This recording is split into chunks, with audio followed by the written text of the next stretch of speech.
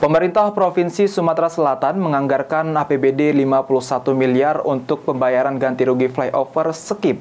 PJ Gubernur Sumatera Selatan memastikan permasalahan ganti rugi lahan akan teratasi setelah adanya keabsahan persyaratan pembebasan lahan.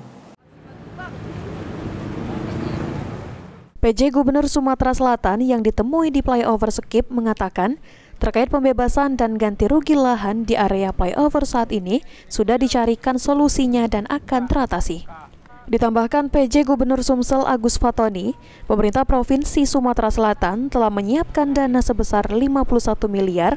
Ditambahkan PJ Gubernur Sumatera Selatan Agus Fatoni, Pemprov Sumsel telah menyiapkan dana sebesar 51 miliar dan dapat dibayarkan segera setelah keabsahan persyaratan pembebasan lahan untuk kepentingan umum Clean and Clear berdasarkan Perpres 65 2006 telah diverifikasi kelengkapan administrasinya yang diajukan pemerintah Kota Palembang.